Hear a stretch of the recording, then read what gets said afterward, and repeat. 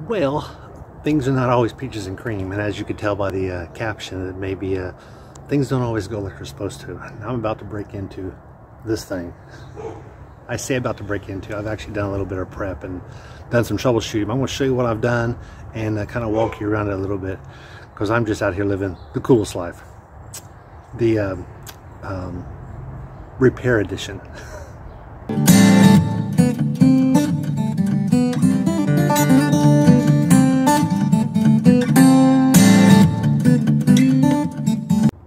So let me start this by saying I am in no way, shape, or form a certified plumber, or do I profess to be one. Well, this is just what I do. I have had some classes in at NRVIA to learn how to work on your own equipment. So this is basically what I'm doing here. This, of course, is your hot water heater, not to be confused with that one, which of course is my furnace. So you can see it even says hot right here. So basically this is spring loaded. You just kind of push in on this and pull out a little bit and turn it sideways, and it will do that. Now this one had a leak at one time, and the owner didn't know what was going on with it. I say a leak, basically this valve here was leaking. It is not leaking now, but it did cause some considerable rust down here. Now let me walk you through just a little bit of this. Let's start from the top. This drain plug here. This drain plug, I bought a new one and I couldn't get it removed because I think it was seized in there. But I bought a new one that looks like this. So inside, this is going to look just like that one. Okay? So inside there's this thing here and it floats. So when your tank is actually round and there should be an air pocket on the top, the air pocket should be like this much, not this much. That's why this leaks. So if your air pocket is only this much, this inside gets raised, and when that gets raised just that little bit, it causes water to come out here and leak, and that's what does this. The way you fix that is you have someone inside the faucet, the closest faucet to this, turn their hot water on, and then what you do is you release the valve and you get this taken care of. A couple things have happened here. As we go down, this of course here is my circuit board. There's a reason it's unplugged. I'll get to that in a minute. This is my thermostat. It has one of these as covers to keep water and that sort of thing out of it. I replaced this thermostat. There is a piece of plastic that goes around. It's like a little O-ring. You can probably almost see it here. It's a piece of plastic. As it gets old, this thing shatters. Well, this one did shatter. Now, I can push this down, this spring down, and get it up under this lip and get it to stay so that this will do what it's supposed to do. I haven't really started working on that because I wanted to see if this thing was going to work, because my issues that I was having with this was my flame would come on, and also this has got an electric heater also, but my flame would come on and it wouldn't stay on very long enough to heat up the water. It would heat up a little bit, make it warm. You could tell it was on, that something was working, but it wasn't making the water hot. Not even close to 100 degrees. It was probably like, I don't know, 75, 80. You could tell it when you felt it, that it was warmer than the cold, but it just wasn't working.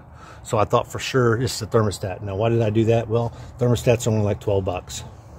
A little cheaper online, but I bought it at a RV store for 12 bucks. And then I wanted to fix this because I thought this was a leak problem, but really it's not. It's just an adjustment problem. But I bought this one anyway. I think this was, I don't know, $14, $15, so it wasn't all that expensive.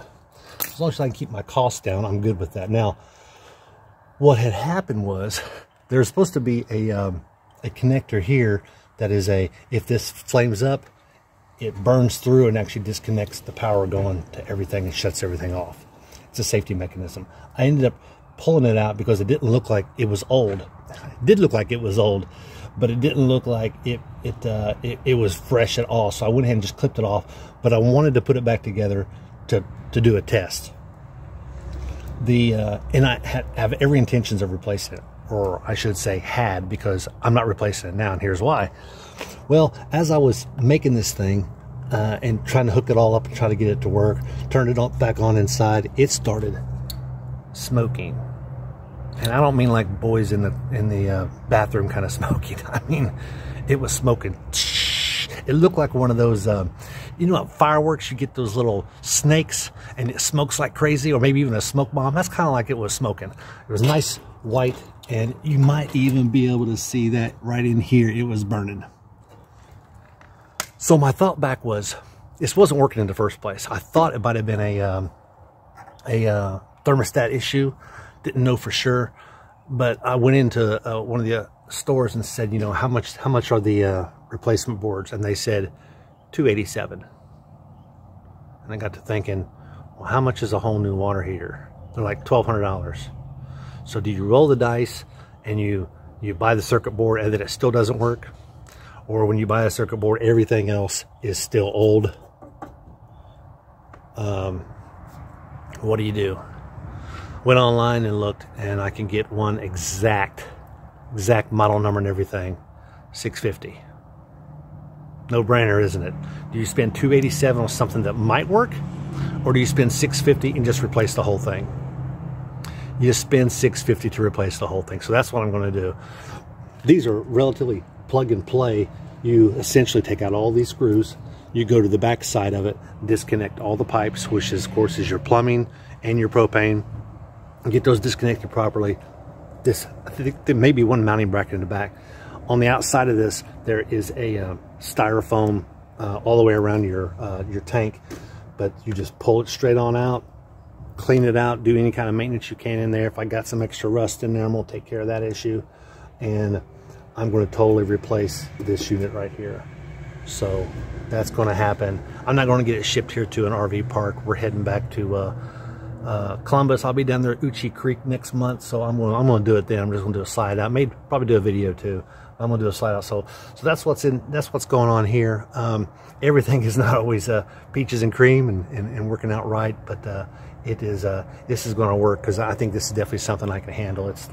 It should be plug and play. And also, I've seen lots of videos on YouTube, great source for information of how to do just that. But so that's basically an Atwood water heater. You got circuit board, release valve, thermostats, and here's where the magic happens. The flame comes in and it flames up, and this is your igniter here.